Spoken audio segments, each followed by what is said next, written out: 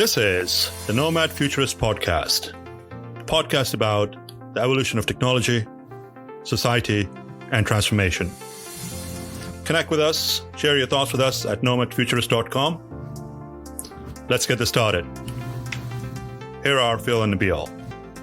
Hello. This is Nabil Mahmood, your co-host at Nomad Futurist from Hawaii.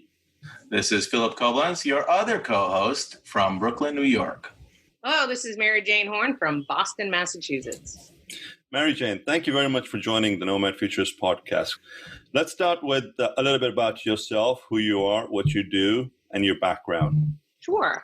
So I am an engineer by education. I graduated back in the late 80s from Northeastern University with a degree in computer and electrical engineering, which, if you want to take me back a little bit, I stood in line at the office with my box of punch cards waiting for them to compile my program so I could tell where the errors were in my software.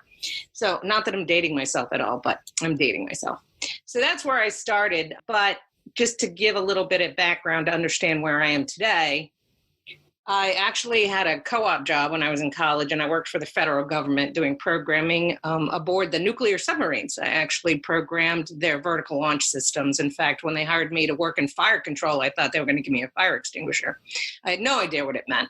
But so I started out on the software side. I then went to the hardware side and went to a small technology company where I showed up one Friday and they were like 300 people because they had a layoff. So that was my first foray into what technology companies do, how they staff up when they're, not doing well and they get rid of a bunch of people. You suddenly wear 9,000 hats. So that was fun and challenging. But when I graduated, my dad said, you really need to find a great job where you can retire and you can collect the pension and you'll be great for the rest of the life. So I went to the phone company. So my phone company was a great experience from the perspective that I was able to have 10 jobs in 14 years.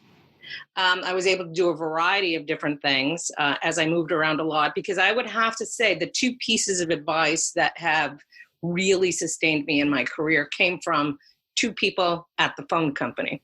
One was move around as much as you can at the lowest levels of management, or not even management, but as worker bee, and learn how the company works in whole, because it's going to make you a much more valuable employee. Second piece of advice was when I was trying to get promoted to director, my boss said to me, why do you think you should be promoted to director? And I said, well, I've been a, second level manager a long time, and I know I can run these things. And she said, what skills have you demonstrated to tell everybody that you're capable of being a director? And I thought for a minute and said, I guess I really haven't done that, have I? So great pieces of advice, which I then took into the rest of my career.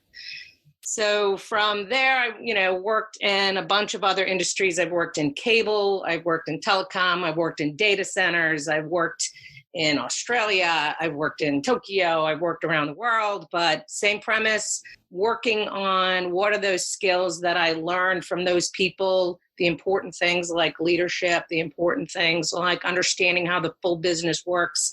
All of those kinds of things have brought me to today, where I just finished wrapping up an assignment at INAP, but I have worked in several companies over the last bunch of years where I go in, look at the big picture, figure out what's working and what's not working, make recommendations on how to make it better. Then I usually have to be the one who pulls the trigger and gets it done, and, transform a business, get it back on track, and get them humming along and fix their P&L. So long way around the track. I have done so many different things because I was provided those opportunities, but that leads me to today, where I'm able to help companies really right the ship. Wow, an interesting and winding journey indeed. We had a guest on the podcast earlier this week that we recorded that basically started their careers by starting their own company. And I'm in the same boat, right? I started my career by starting my own company because I didn't know any better. And at the time, kind of the turn of the century, 98, 99, 2000, it just seemed like an interesting space to get into. But what I mentioned on that podcast, and I think is informed by your experience, is how beneficial do you think it is to who you are today, to your career, that you've been able to see all of those different elements of how kind of the sausage is made, for lack of a better metaphor? How has that perspective informed you and been able to take you to various areas of your career? I think that is the bottom line, right? I think that is the most important piece of how I got to where I am, is understanding, being able to take a step back, being able to look at the big picture, being able to look at how everybody interacts with everyone else, how what you do in your department affects everyone across the board. And there's a lot of companies that truly don't understand that. A lot of big companies that don't truly understand that, just like they don't understand why they do things a certain way in their process. And it's because they've always done it that way. So being a person who can take a step back and look at the big picture is really important. I don't care what industry you're in, because what they end up doing is bringing me in and they go, hey, here's my network. Can you fix it? And I go, well, what does it look like? And I go, who built that? And more, it's a reactionary type of an approach. Oh, I need more capacity here. Let me buy a circuit. Oh, I need more capacity there. Let me buy a circuit. Instead of taking that step back going, is this what I really want, this spaghetti? Or would it be better if I did it another way? And if I did it another way, what does that do for my customers? What does that do for my network reliability? What does that do for X, Y, and Z? So having that ability to take that step back because you can see the bigger picture and how it affects everyone else in the company, I think is an important thing to learn. And there are some people who just can't do it. And then there are other people who are exceptionally good at it. And the people that are exceptionally good at it can write their ticket and go lots of different places. Right. And for the people that aren't very good at it, they bring in Mary Jane. Well, they try. And I'm very happy to help, because that's probably the favorite jobs that I've ever had are the ones where they come to me and they say, hey, this is broken, but, we can't fix it and it can't be done. Oh, it can't be done? Great. That makes me happy. I'll say one more thing, which is that what I love about this industry so much, and I don't like to belabor it, but, when you get in here, different from finance or the legal world or whatnot, is you can actually see how your changes are impactful to the organization. You can actually see it as opposed to just being a cog in a wheel. If you have that great idea, you can go. It's such an early phase that if you put in place something, you can actually see people working faster, and you can just feel that you've made that difference. And your involvement, your participation actually helps.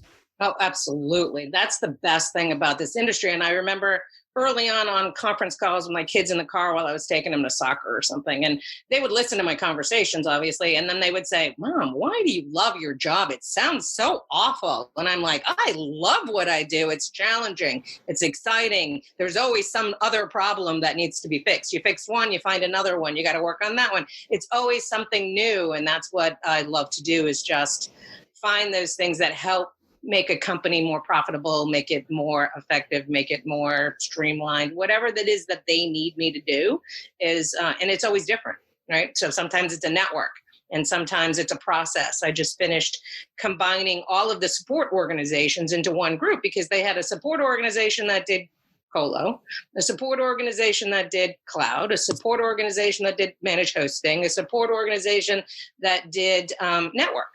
And I thought, people keep getting transferred between these groups because they call the wrong one. The organizational chart for what a customer had to do to call in was like 5,000 pages long because you didn't know who you were going to call. I'm like, we got to get this down to one number, global support, one team, cross-train people, get everybody on the same page, have them all working together. Transferred to one another within the same team is not a, hold on, let me transfer you, dump the call, right? So just getting people to work together has gone over so well. Customers get better service. Employees are now learning the other products, so they feel more valuable.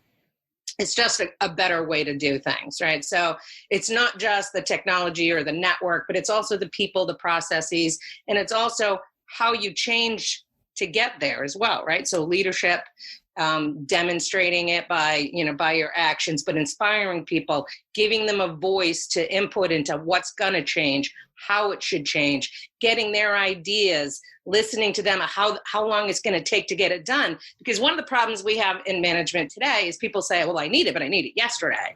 Well, yesterday isn't always the right answer. You need to talk to the people who actually have to do it to find out, is it, 1 month, 6 months, a year? And understanding that what they're telling you is important to them and that you're acknowledging that their input is critical for the success of this project. So understanding who is leading and who's not leading, put the right people in place, get the right teams together. All of it's part of the big picture, and it's all what makes working in companies very exciting for me. Mary, so switching gears just for a second, women in technology has been a topic of discussion for the last decade or so. What was the driving factor for a young gal to get into engineering when there was nobody really into that space? So funny. My dad's an engineer. So it was I was very good at math, and I went into computer science. And then, I met my boyfriend in college and I said, hey, this is fun. I like computer science, but I think I might want to switch to engineering. Next thing you know, we both switched to engineering, and I liked it a lot. I liked it better. I didn't like sitting at a computer all day, typing on a screen. I wanted to be able to get out and blow things up. And I did quite a few of those circuit boards in the lab, but, just getting your hands on things and being able to, create things that moved and building robotic things. And, the university I went to right now, built the first robot that could actually climb a ladder, because they're, trying to get robots to Mars that can build, infrastructure so that when they get out there, they'll be able to have, a shelter. And so they're, developing these robots. Well, we developed the first robot that could climb a ladder, which is huge, for able to get the structure higher than, really short, for short people. So I think that those kinds of things excited me. Those kinds of things, and the people and the professors varied. Some discouraged you because you were a girl. What did you belong doing in engineering? And then there were the professors who were like, "Oh, you're going to be awesome at this." And so you just have to take the good with the bad. Not everybody is encouraging. You'll find that through your whole career, but liking the fact that it was something that was always changing, there was always something new, that it was very technical, that I got to use my math skills and my sort of logical thinking, A then B then C then D. So it was the perfect industry for me. How did I end up in telecom and data centers and network? I have no idea. I think that in one of the speeches that I gave at a conference one time, it was women in technology for the cable industry. They asked about goals, how to set goals. And there were 3 of us on the panel. And I thought to myself, I was brand new at a cable company, and I was, I wasn't quite sure, but I saw the questions and I'm like, yeah, I can wing that. The first person got up, she worked 30 years at ESPN, and she said, so this is how I set my goals. First, I have a project goal, and then I set sub-project goals, and then I take those project goals, and then I break those down into other goals, and then I make my goals, which make my goals, which make my goals. And I thought, oh no, that's not the answer I had. Then the girl next to me, who had worked 18 years at a different cable company, said, what I do every January is I sit with my husband and we make a list. This is what I'm going to do to the house. This is what I'm going to do for the kids. This is what car we're going to have. This is what and I thought, oh, I didn't do that either. So then it came to me and I said, well, let's talk about setting goals. Well, when I got out of school, I had a goal, and that was to make money, save up, buy a house, maybe get married, things like that. And then I started working, and then it was like, ooh, somebody asked me if I wanted to do that. Yes, I want to do that. That sounds exciting. So then I changed my goals. And then, career after career change, it's like, ooh, I like that. Let me go change my goals again. So my goals are an ever evolving sort of process for me. It's not I established a goal that I wanted to retire before I was 55. I just say, I'm going to keep working until it's not fun anymore. And I'm going to go find something exciting to do. So my goal could be in cable. My goal could be in data centers. My goal could be in anything. Anything. So you really need to just be flexible and be able to find when something sounds really great and hope it is. And if it's not, guess what? Change your goals again. So I made that comment. And then later after the conference, as I was walking away, all these people chased me down the hallway. And they were like, oh my goodness, that was so great. And I was like, okay, so I had the right answer, not I make a list in January. But really, people want to, they just want to understand like what they're doing is okay, that it's okay to want to be changing my job because I'm really not having any fun at it. And that it's not expected of me to have to stay here for 2.3 years so that I can, make it not look good on my resume. I think that's the most important characteristic that people forget. I say it all the time. It's easy to do your job when you don't look at it as work, right? I mean, if it's fun, if it's you spend so much of your time working that if you don't enjoy it, it's just miserable.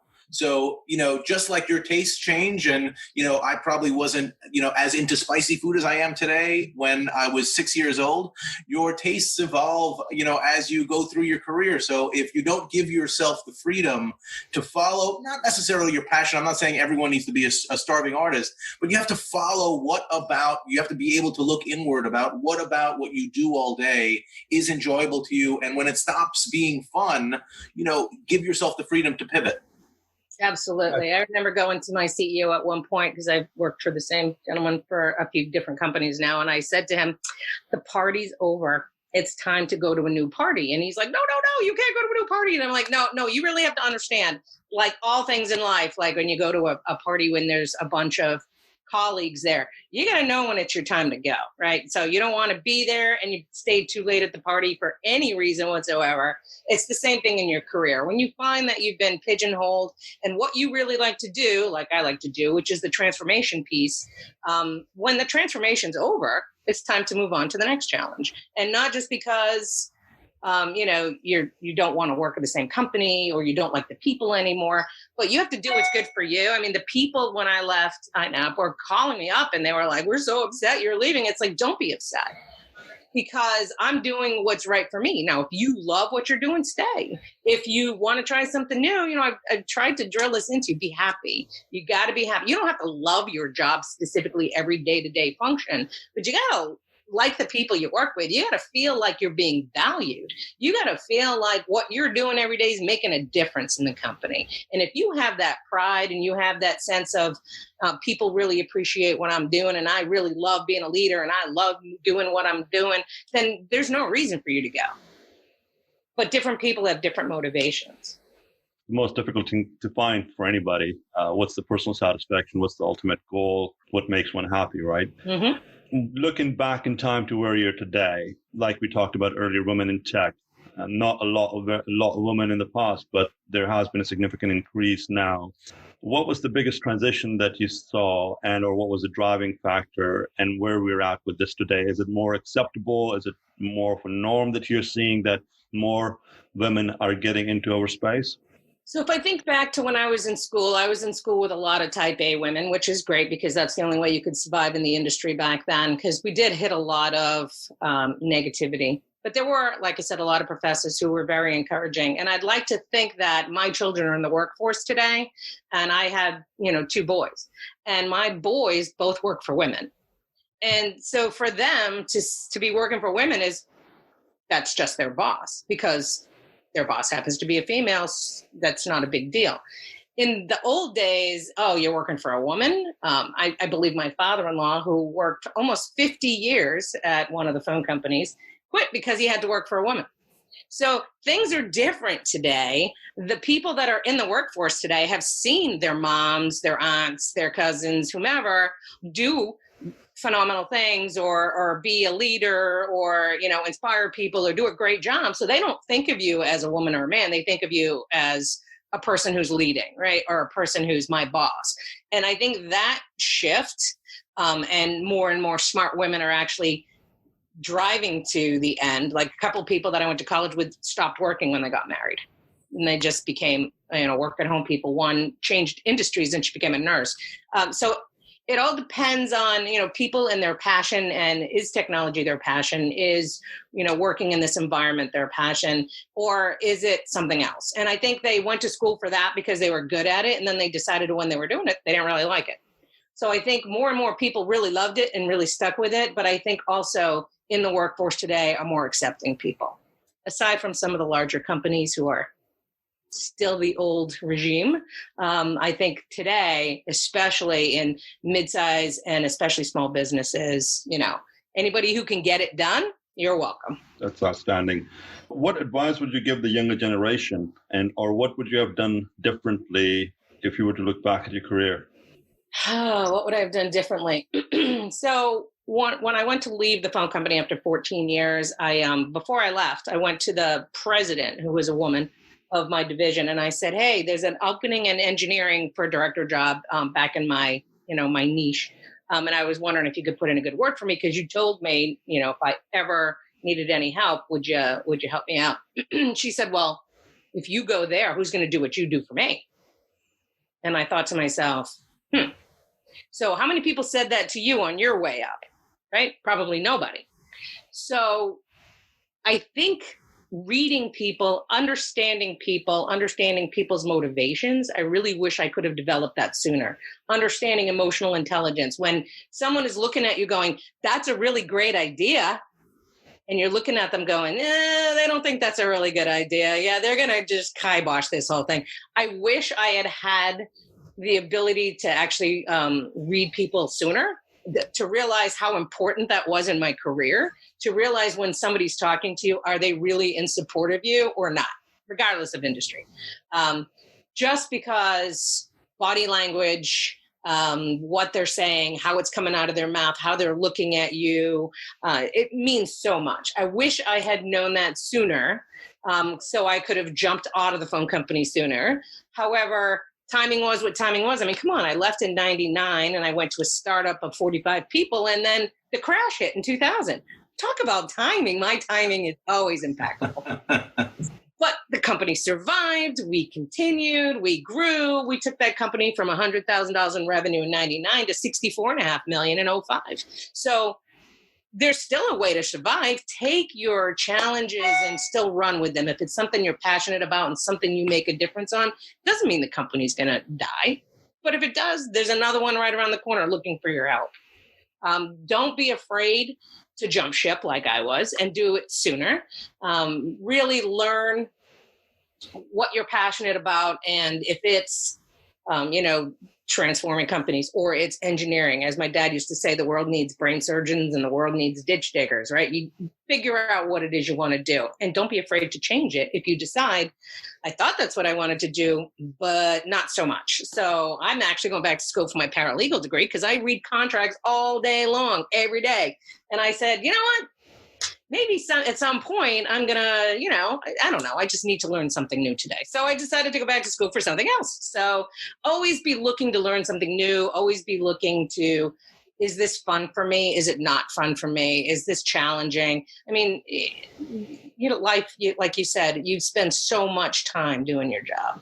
You just got to really love what you're doing. So if there's one or two things that stand in your career as far as, those biggest learning experiences that have defined you, or what makes you unique or exceptional, what would you say those would be? So I'll give you a current one just because it's fresh in my mind. I in this whole taking over the support team when I was at INAP, I went in and I realized that the support team was, the leadership was not where it needed to be.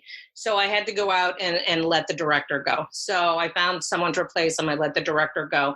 And one of the employees in Atlanta said, who was a manager, "Oh, I don't care what she says. I'm going to do it the way the other guy wanted to do it because, he was right. And I don't know who she thinks she is."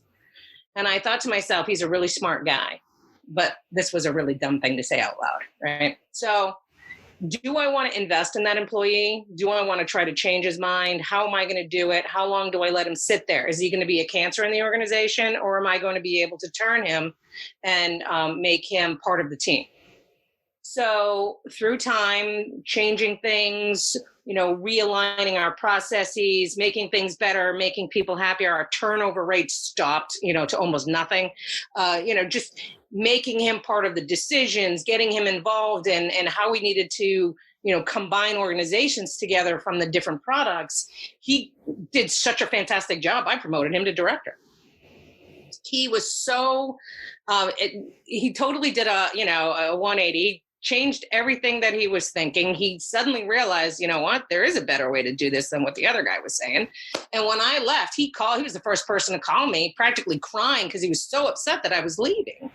because he wanted me to continue to, make more changes and get them going. And everything was still kind of new with everybody working together. And he wanted to make sure everything stayed going really well. And he was worried if somebody came in and took my place, it might not continue that way. So for me, taking somebody who absolutely hated me on day one to a person who was desperate to try to keep me around is what I consider one of my greatest accomplishments. People, getting people promoted, getting people to understand what they do is so important and how they treat other people, so that leading by example. So are you doing that with your team? Are you telling your team they're awesome? Are you getting their input when you go to make changes? Are you doing those things? I'm hoping that that's the legacy I left behind in that organization. And, so the folks in Seattle, where I had decimated the team, I went out there, they came in my office one at a time, spent an hour with me, asking me questions about their career and how I got to where I am and what could they do? And could I be their mentor? And could we? And then when I spoke at one of the events in Seattle, they all wanted to come. I spent $2,000 on tickets so they could all come and watch me talk, because I'm thinking, this is really boring. You don't really want to do. They're like, no, we really want to do this. We want to be there. We want to see what this is all about. We want to hear you. We want to see what you're talking about. So they all came to see me. So this is what, I try to teach them is, out of a bad situation, you have to look at it for what it is. Now, not all bad situations are truly bad. So give it some time, give people the benefit of the doubt, see what you can learn from the situation. And who knows, it could be way better than what you thought was okay. It's amazing. The one thing that you touched on earlier is, you talked about when you first coming in, your dad told you, to get with a company that you can retire with. And you spent 14, 15 years at your first company, and you have friends and obviously colleagues that have spent, decades, in some cases, multiple decades at the same company. And these days in this workforce, that's just not the way things work, right? Kids that go to work today, maybe, the millennials, which I think are 39 now, which is, I can't believe millennials are 39 now. That there's a lot more turnover. They tend to stay at a job a year, 2 years, maybe 5 years seems like a long time.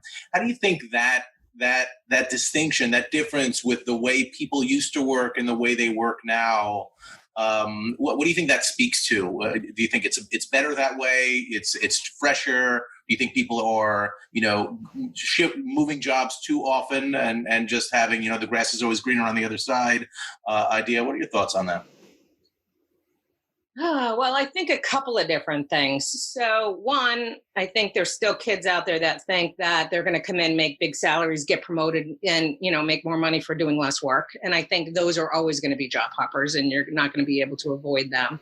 Secondly, so, and I'm going to use my older son as an example. So he's working in a company where he took their training manual. He trains technical training, and he took their training manual, and they said to him, well, comment on this. This is, the first level of training. He works on giant printing press training. And he brought it back the next day, and it was like a quarter of the size. And they went, what'd you do with all the pages? And he said, well, why am I going to talk to them about what I'm going to show them? Why don't I just show them? And they went, oh, but we're not sure we can do that. We're not sure we're allowed to take those pages out. And he goes, well, they're all going to be sleeping in my class. They're not going to be listening. And I'm just telling them what I'm going to show them. I don't understand why you want me to do it that way. Well, large companies can't necessarily make changes like that very fast. So I think kids who are new in the workforce, who have great ideas and they want to make a change and they want to be recognized for, positive influence in a company, are getting stymied because the company can't be that flexible or react that fast, are going to get frustrated and are going to look. So I think it depends on making the right choice of the company and the fit, making the right choice on their leadership to help you, support you, train you, back you on ideas, and hopefully get you to the next level.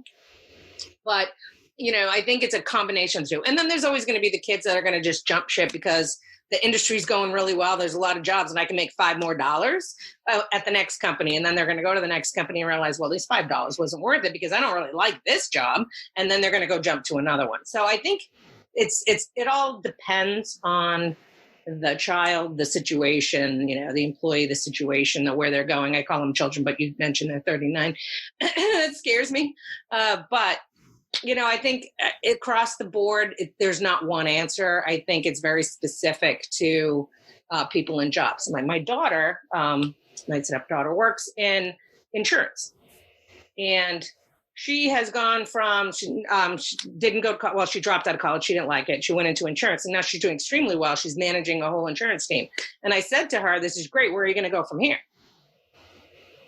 Well, there's really nowhere to go from there, because that's probably the top of where she's going to be able to go in that size company, because they've been gobbled up and gobbled up and gobbled up, because there's really no more opportunity for her. So trying to coach her to say, well, what do you want to do? Are you going to be happy doing this for the rest of your life? And what are your real goals? What do you really want to do? Do you want to own your insurance company someday? What exactly do you want to do? It starts fundamentally there. Some people just want to be employees. Some people want to own their own company. You really got to sit down and think about what's going to make me happy. Me working for myself, does that make me happy? Oh, yes. Me working for a big company, does that make me happy? Oh, no.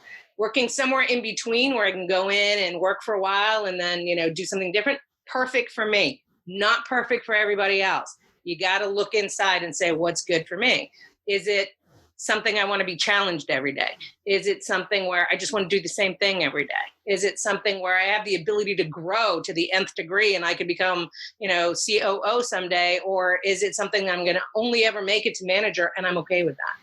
You just need to be aware of and take a good look at where you are. And, oh, by the way, the grass is not always greener on the other side. So that's a perfect segue into digital transformation. The old guard has been sitting and managing the business with the bums and seats. So it's transitioned now to where there's more information available to the younger generation. They can make potentially smarter decisions. They can evaluate situations, content, people, and the environment. Over the last 4 to 5 months, we have transitioned significantly into a hockey stick effect, particularly because of COVID-19. What do you predict on a go-forward basis to the subject that we just talked about will apply to the younger generation? Are they going to be moving to other jobs? Are they going to be looking for opportunities where they can work from home, work from anywhere sort of a thing, improve their lifestyle, the cost of living, and or even start new ventures? So I'm going to take a step back and I'm going to go back to 1992. I had my first son and I was working for the phone company, and I was the first person to work from home. They came to my house. They brought me a computer, a printer, everything I needed, installed more lines in my house so I could work from home because they were desperate. I was working on very large business accounts. I was technical consultant at the time. And they said, we can't afford for you to be out for 6 months. We need you to get back to work. So what if you work 5 days from home?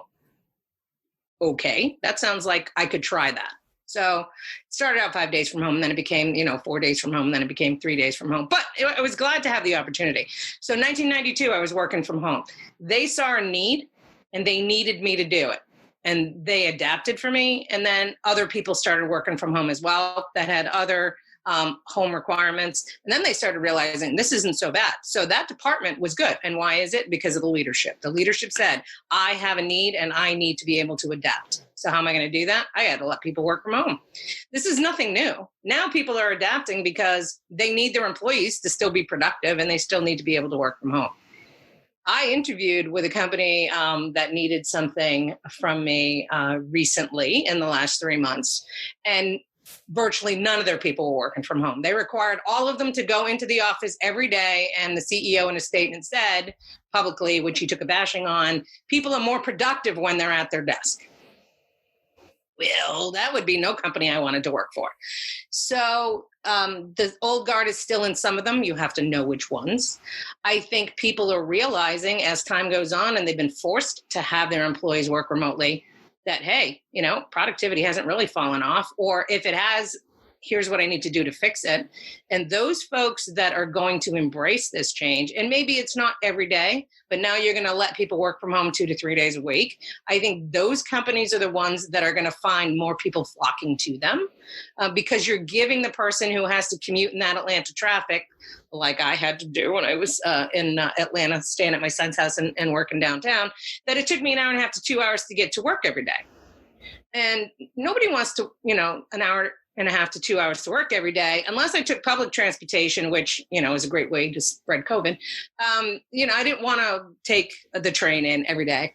So I drove the hour and a half to 2 hours every day each way. And if I was lucky, it was 2 hours. And people are not happy doing that. People are not going to do that long term. If you're going to force people to do that long term, then you're going to have a lot of turnover, right? So I think employers, are now realizing that their employees are happier when they get a break. I used to think working from home was almost like vacation because I didn't have to get dressed up and go in every day. And if I wanted to wear my bunny slippers, I could. So this was me being actually more productive because I work more hours and I go on more calls that are productive because people aren't popping in my office, asking me another question, pulling me off, telling me about their day and showing me cute pictures of their dog. And, I just think that companies that are willing to really evaluate what happened, and we talked digital transformation. What does the data show me? What does the data show me about the people, the productivity, who did more? What did I actually miss out on? What is my revenue looking like? And how much of that is attributed to just the fact that people are working from home versus people are just not buying anything right now because they're stuck at home? So we all need to interpret the data and look at it for our individual companies. But I think that companies that are not going to allow working from home and flexible work arrangements are the ones that are going to suffer in the long term. Absolutely. I've actually seen significant improvement in efficiencies. I was on a call last week whereby this particular institution, they have been managing by the number of bums in the seats. And them being in California, they had to put everybody out of the office, right? So everyone's now working from home. And the CEO of the company, we were on a call last week, said, hey, by the way, we might actually, on a go-forward basis, we're looking at cutting down the headcount because the efficiency has improved so much we can't handle the business. That's great. I love it. Well, for all except the heads that are going to get cut. Yeah, no, but they'll go work for another company then. Because, by the way, hopefully those were the less productive people. Absolutely. Yeah. So that's a development of KPIs and knowing what's needed. This goes into job description and defining performance metrics and then measuring people against those. So the cream of the crop is going to rise up and the ones that have been working the system are going to fall out. Yeah, that's one of the first things I had to do when I got to the NOC. I said, well, who's processing tickets? And they're like, well, what do you mean? And I said, well, where is my stats? I need to see productivity for all the employees. Don't you produce these reports every month and evaluate them and see what's going on? And they said, no. So they pulled it for me. And I had people doing 5,000 tickets a month and I had people doing 50. Well, that makes it pretty easy for me to figure out who's sticking around and who's not. So, it's all really data driven, but you got to be careful because COVID is adding a different flair to it. So you don't want to make snap decisions, but at the same time, you got to look at the numbers and you got to make smart decisions after that. My boss always said to me, you can take as much vacation time as you want as long as you're always working. So that's just part of the norm, right? Especially when you get to a certain level, you have to always be available and be on calls. He didn't care if I was taking the call from my vacation in Hawaii for 3 weeks every January. He cared about, the fact that I was there, that I was still getting it done, and that it didn't matter if I was on vacation or not. And that's part of the whole, and I know you've talked about this on other podcasts, people take a month off at a time. Sometimes people take a month off and totally separate. I don't know that I could ever do that, because I always want to know what's going on. And I don't want to feel like when I get back, I'm going to be irrelevant. I want to make sure that I'm, still. It's also difficult to unplug at this point, right? We all have a computer in our pocket, right? So in some cases on our wrist, and in some cases, I assume we'll all be wearing glasses where we can see our texts and our Instagram posts and everyone's cute dogs in real time. So, it's one of those things you couldn't unplug if you were in this industry, if you wanted to. And I think, ignoring the phone call or ignoring the email is just that. It takes a really special personality to, try to really pry themselves away, which is kind of a decent segue to what I call the work-life balance, what Nabil calls a life-work balance. You were working at home, having just had a child in 1992. What is that like? I think I've heard a lot of feedback from people that are, everyone's now sleeping in the office because, we're working in our bedrooms. How do you make sure to find that discipline? And is it something that you have to be conscious of to make sure that you're available for your family and not just working all the time because it's so easy to work, and not because you don't have that separation of working, 9 to 5 or whatever your hours are, and then leaving the office and going home, knowing that you have that physical separation? Is that, you think that's a concern, or there's some way we should make sure to think about that as everyone starts embracing work from home and work from anywhere? I think it's important to understand up front, and it's important to lay the ground rules, because I have to say that if my husband calls me one more time while I'm home and says, "Hey, can you go do this for me?" And I say, "I'm working, but you're home." Well, yeah, but I'm working. I'm not home, cleaning the house and cooking dinner right now because it's like 10 o'clock in the morning.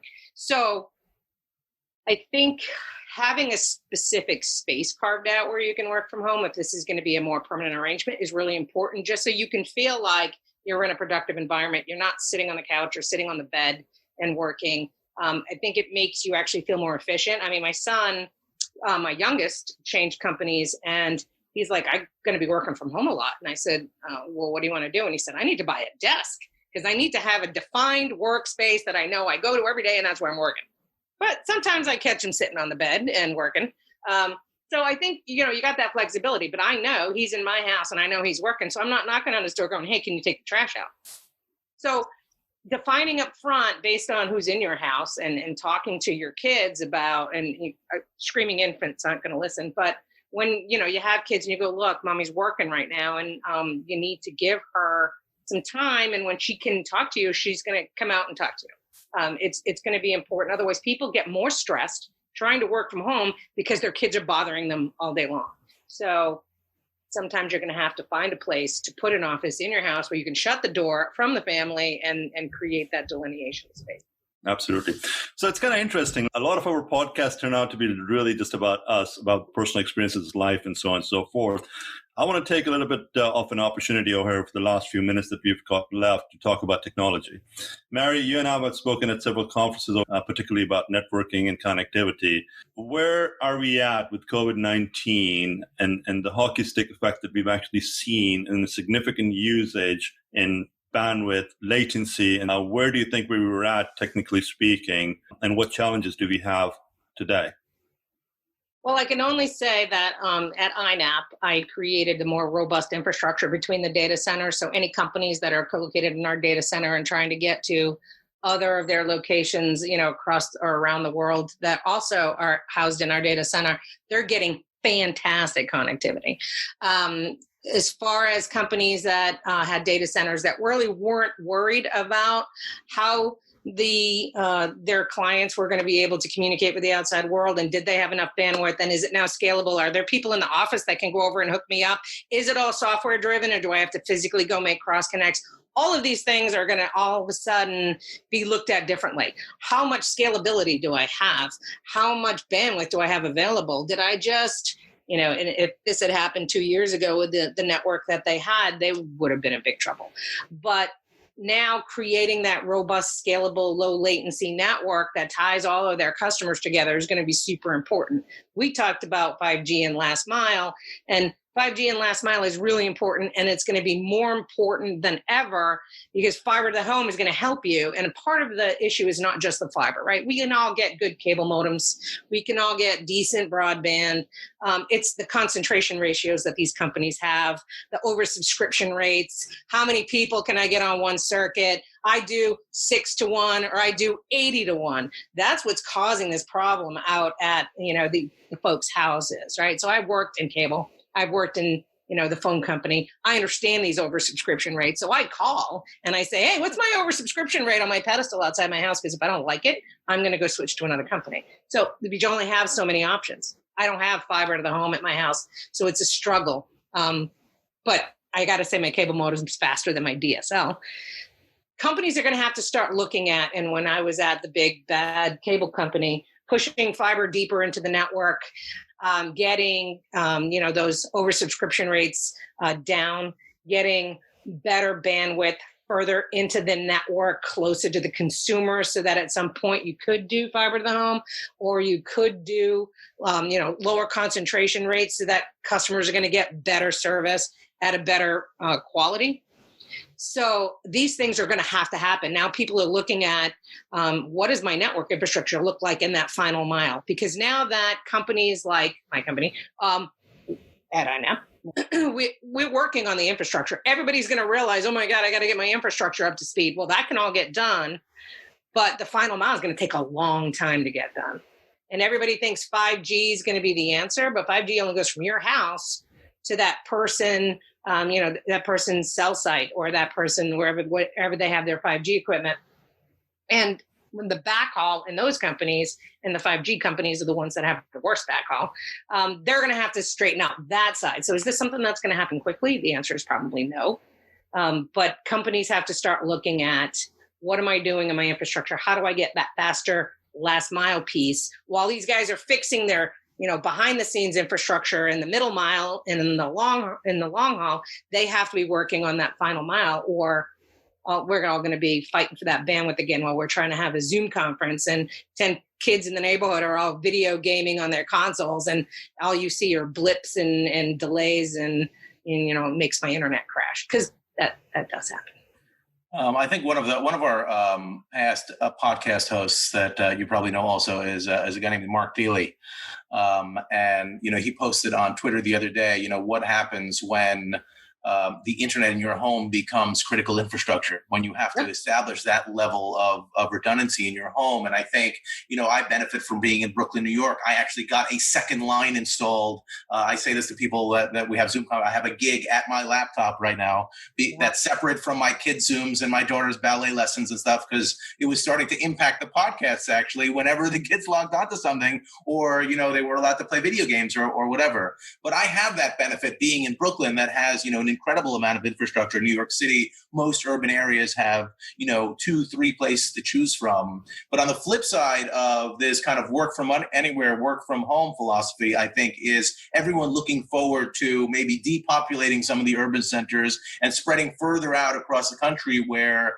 they can still accomplish their jobs. And because they're not necessarily required to be at a physical office, they can get a lot more bang for their buck, a lot more runway by going to, an area that has a lower cost of living, and probably a higher quality of life in many cases. But, those areas tend not to have the type of coverage or the type of optionality that we have now. So I think it's an incredibly important point that, 5G is still, not only is it a significant period of time away, it's one option that when the cell phone service isn't up to par and you are a critical member of your team working from home, we need to think about having, some criticality to a network within the home, because that becomes critical infrastructure in and of itself. Yeah, I know Phil is teasing me. I'm counting the number of waves. That's how fast my internet is. I don't know if anybody heard that. I have a gig to my laptop. That's right, a gig to my laptop. That's awesome. I live in the hill in very rural area, so I'm never going to get fiber here. 5G is a dream. So I either have to get DSL or I have to get a cable modem. And when you get that cable modem, if everybody else in the neighborhood has that cable modem, you're in deep trouble. So trying to get that point across to the big cable companies that, sometimes they're our last hope, and that they really have to start working on their infrastructure to make sure you can speed it up. Otherwise, hopefully something else will come along soon that will, be our savior. But right now, that's all we got. And people, that live out where I live, commute into Boston every day because it's cheaper to live out here. And so no one wants to live in Brooklyn and have really great connectivity because it's expensive. So you must be really rich. But anyway. Do I have to have the fight of Brookline versus Brooklyn? I'm willing to have it anytime. Yeah. But Brookline probably has great internet too. I don't live there either. But it really is. Final mile providers are, under the gun right now. So I can see how work at home is getting and influencing everything that's going on right now. What are some of the big challenges that are going to come up with 5G? Most recently, COVID-19, we saw people burning 5G towers in Europe and UK. Yeah, I thought that was interesting. So 5G became the spreader of COVID. I think that we really need to educate people on what does 5G really mean. I think everybody starts talking about something, and the people who truly don't understand technology get scared because they don't know. They don't know, what does 5G really mean? What is it going to do for me? What is it doing? Is it in my house? Is it reading my thoughts? Is it, what's happening with this microwave things? And I don't get it. If you scare people and you don't explain it, everybody just thinks we started out, with cell service and then, LTE, and then we're going through the Gs now, and we keep talking about 6G and the next one that's coming. I don't even get 4G. I was on LTE the other day. I mean, we just keep talking about these things, and it's very futuristic, and I think it scares people. I think 5G will be, great when it gets here, but the rest of the infrastructure has to be beefed up and in the middle mile in order to be able to make it more effective, as I have spoken about on many conferences, because your connection back to where the application actually sits is only going to be as fast as that interconnection from the 5G provider all the way back to the application. So everything has to happen in the infrastructure as well as the final mile in order to give you a great experience with 5G down the road. What do you think is the timeline for this to be fully implemented as we implemented or migrated from analog to digital communication? Well, if we actually took a step back and said, hey, why don't we just work on this until it works really well while the think tank people are working on the next stuff, instead of talking about everything else that's coming. I mean, come on, I'm on LTE. I'm not even on 4G or 3G. I mean, I'm not on anything. I'm barely getting cell service. Why don't we fix the network everywhere, and then we could upgrade together? Instead of patch here, patch there. There's still so many people in rural America that don't even have internet access. They have nothing. They can't even get satellite coverage because the satellites don't work that well to get, some HughesNet or some of those things. I mean, the rural broadband grants are still going out every year for people to try to build into those communities. We really need to get everybody up to speed. We really need to get everybody connected to the internet.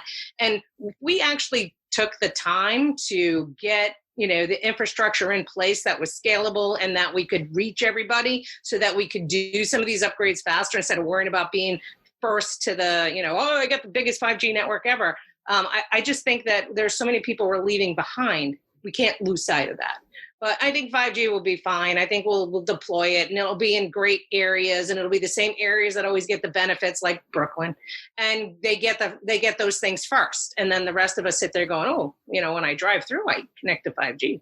Ooh, that's great. And then I go home and I have LTE. So, I think that we really just need to fix the infrastructure, period. And we need to not worry about just being the first one to deploy something new, because it's obviously scaring people, and they're burning down towers. And maybe they should move to rural America.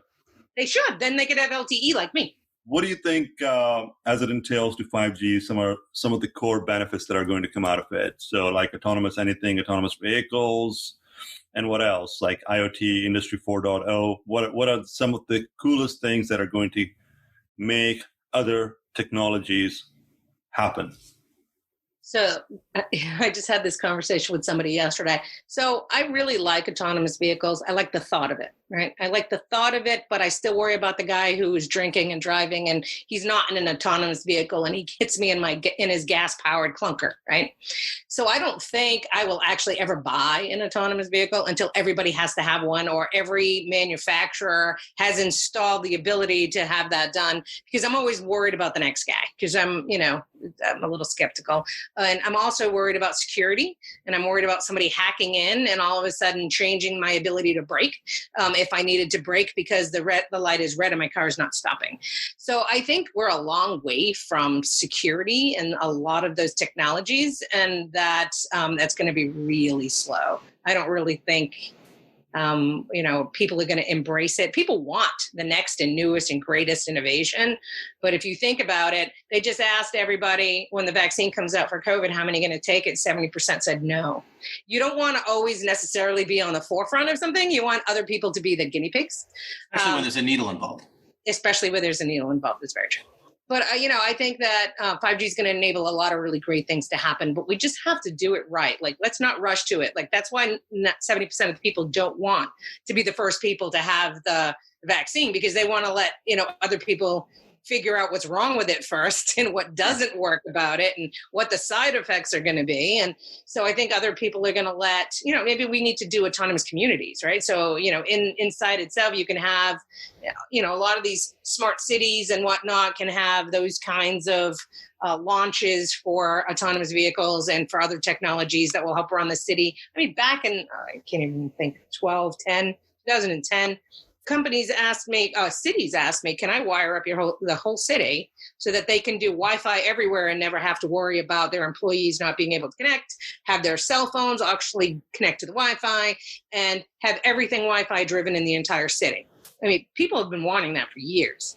This is nothing new. It's just now we got cooler toys and we got cooler things we could do with the Wi-Fi or the 5G or whatever technology is available in the community. These are things people want, and we need to get there, but I don't know that I see that happening in the next 5 years. Well, yeah, you make a great point. I mean, think the core of it all, humanization and humility and humanity should be some of the core drivers behind all these advancements. I really think so. Absolutely. There's no question. We're the weak link in the chain. Yeah, computers can't make mistakes unless humans do. So, Mary, any last words for our listeners?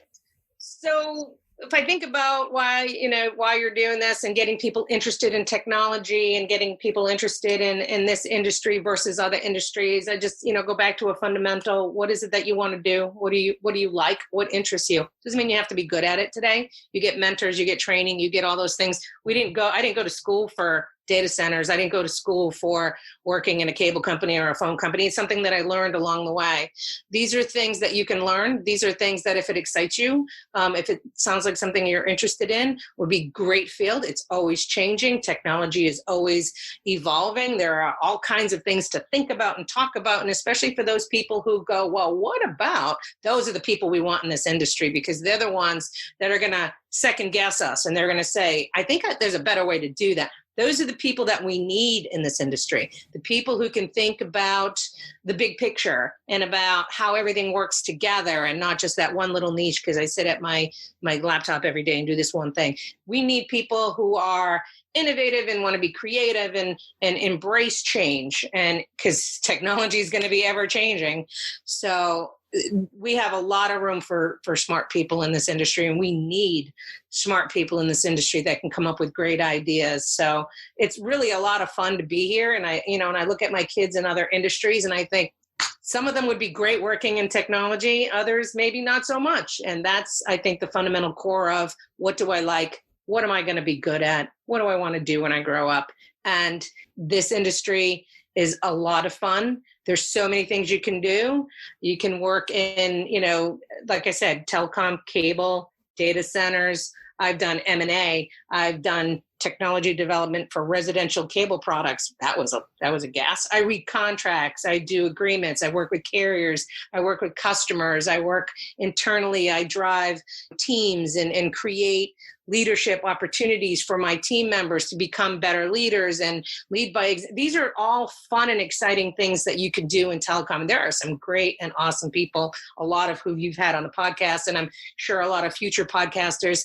It's just a great place to work, and it's a lot of fun. And there's so much mobility to change within the industries because it's really a good cross-pollination, even in software. I could go work in a software company. So there's a lot of opportunity here. And I think there's a lot more opportunity in technology in the technology sector than there is in a lot of the other industries for learning new things and developing yourself with lots of cross-functional skills. So I think working in technology is an awesome opportunity for people to think about. You don't have to have a degree in order to jump into this field. You don't have to have a degree in engineering to jump in this field. You just have to want to really submerge yourself in evolving technology and constantly changing environment and knowing that you can make an impact in that environment. We'll train you. This has been great. Nothing lasts forever. Markets will come back, currencies will rebound, businesses will go on, and we'll all move on. That could happen next week, next month, or next year. I'm confident that those who prepare rather than panic will come out of this stronger. Thank you for joining us. This has been brought to you by Nomad Futurist. check us online at nomadfuturist.com.